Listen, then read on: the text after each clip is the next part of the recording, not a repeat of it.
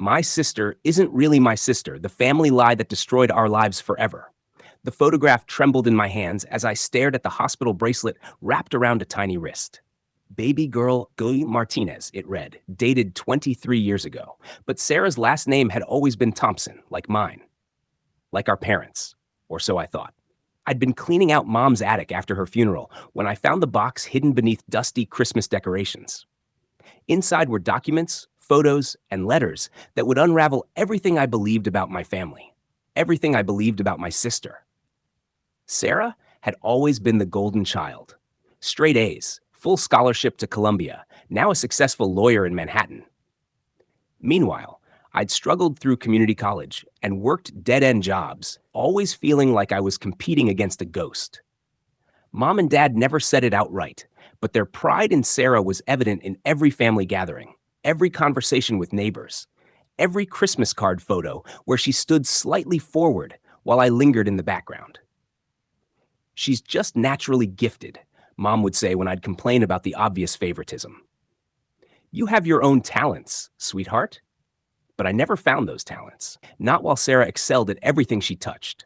The truth was buried in a manila envelope marked private in Mom's careful handwriting. Legal documents, medical records, and a letter that began, "If you're reading this, I'm gone, and it's time you knew about Sarah."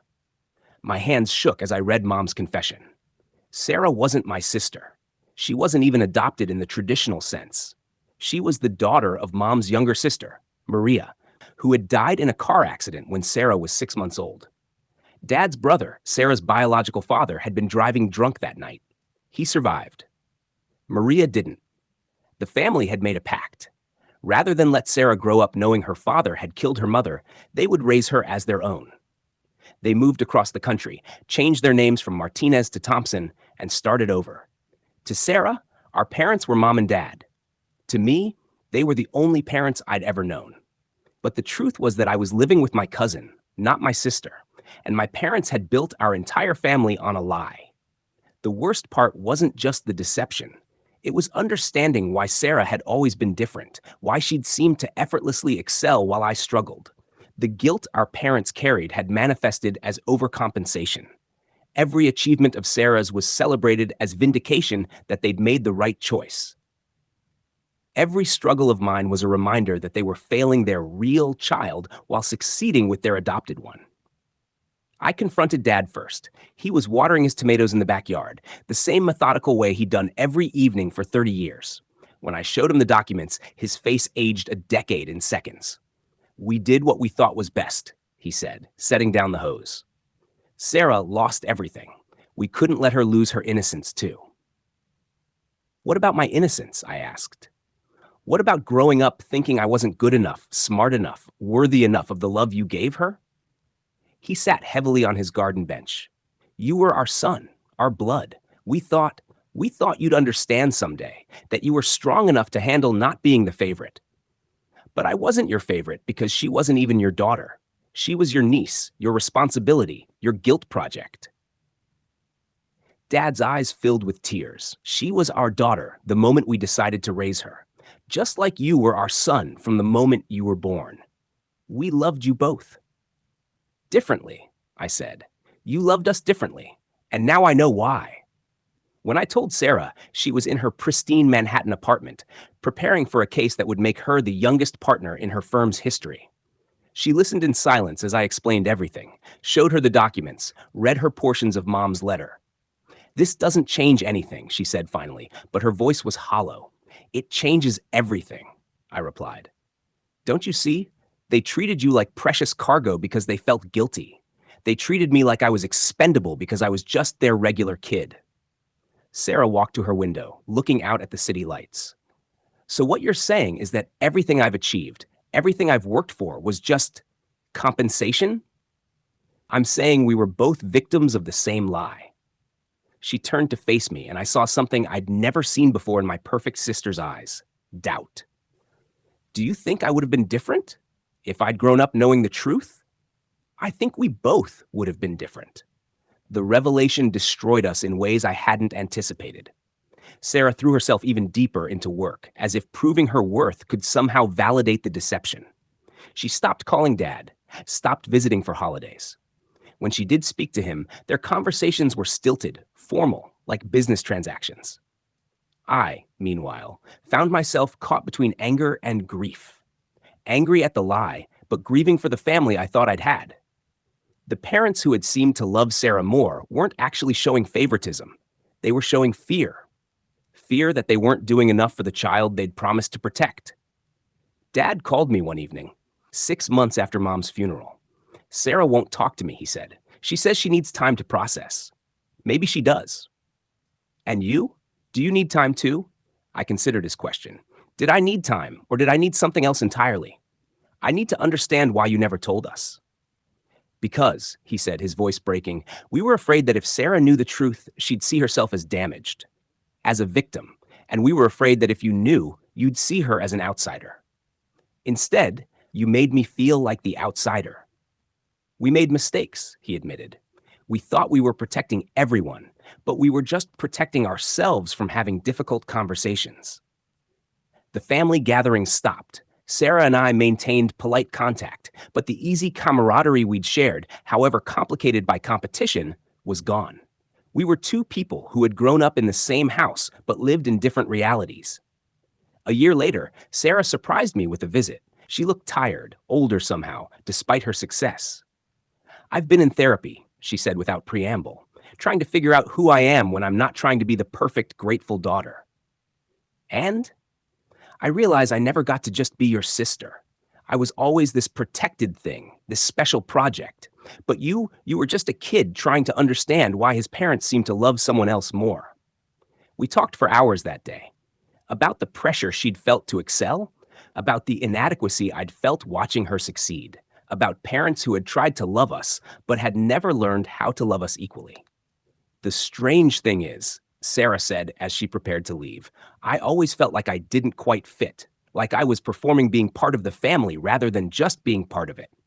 And I always felt like I fit too well, I replied, like I was so obviously theirs that I didn't need the extra attention. 6 months later, Dad had a heart attack. Sarah and I found ourselves in the hospital waiting room, uncertain strangers brought together by crisis. When the doctor told us Dad would recover, we both cried. Not just from relief, but from the realization that despite everything, we still loved the imperfect man who had tried to be our father. Dad lived another 3 years. In that time, Sarah and I slowly rebuilt our relationship, not as the siblings we thought we were, but as the cousins we actually were. Two people connected by blood, raised by people who loved us imperfectly, damaged by secrets, but not destroyed by them. The lie that was meant to protect us had indeed damaged our lives, but not permanently.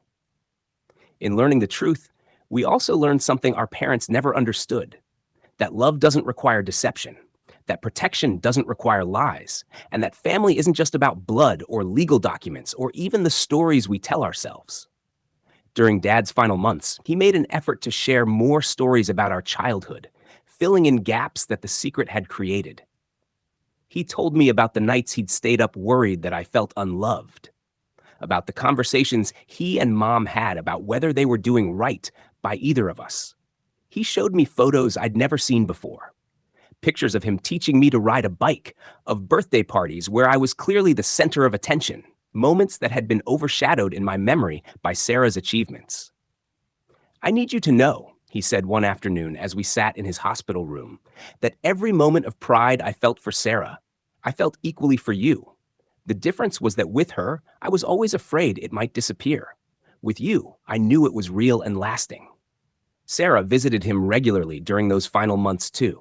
Their conversations were different now, more honest, less performative. She told him about the pressure she'd felt to be perfect, about how exhausting it had been to carry the weight of their gratitude without understanding why it felt so heavy. I used to wonder why I never felt like I belonged anywhere completely, she admitted to him one day. Even in my most successful moments, there was always this sense that I was performing someone else's life. Dad's funeral brought extended family we hadn't seen in years. Cousins, aunts, and uncles who had been part of the original conspiracy of silence. Some of them seemed relieved that the truth was finally out. Others were uncomfortable, as if we were violating some sacred pact by acknowledging reality. Uncle Ray, Sarah's biological father, approached us at the reception. He was a broken man who had spent 23 years in various stages of sobriety, haunted by the accident that had taken his wife and left his daughter orphaned. His hands shook as he spoke to Sarah for the first time since she was an infant. "I don't expect forgiveness," he said, his voice barely above a whisper. "I just wanted you to know that not a day has passed that I haven't thought about you, haven't wondered if you were happy." Sarah studied his face. She could see herself in his features, genetic echoes she'd never understood when looking at our parents. "I was happy," she said finally. "Not perfect, not without complications, but I was loved. They made sure of that." The conversation was awkward, stilted, but it was a beginning. Ray gave her a box of photos and mementos of her biological mother. Maria had been an artist, a dreamer who painted watercolors and wrote poetry. Sarah had always been drawn to creative pursuits despite her legal career, and suddenly those inclinations made sense. In the months following Dad's funeral, Sarah and I established new traditions. We met monthly for dinner, sometimes talking about the past, sometimes just enjoying each other's company without the weight of competition or comparison. We were learning to be family on our own terms, not as defined by the roles our parents had unconsciously assigned us. She showed me Maria's paintings, and I was struck by the similarities between her artistic vision and Sarah's approach to legal arguments. Both had a way of seeing patterns and connections that others missed. It made me wonder what other talents and traits had been passed down, what other mysteries might be solved by understanding our true family history.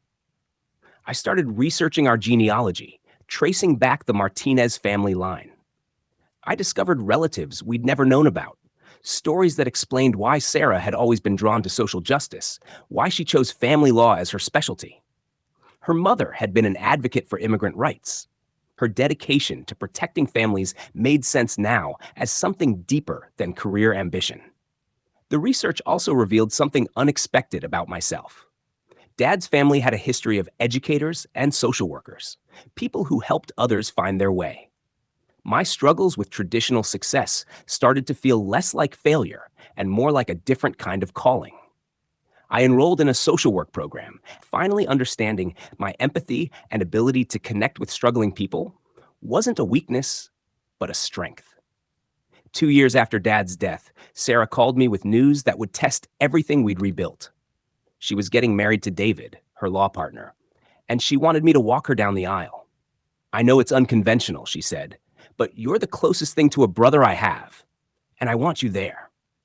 The wedding was beautiful, small, and intimate. As I walked Sarah down the aisle, I thought about all the ways our relationship had evolved. We weren't the siblings we'd thought we were, but we were something perhaps more meaningful.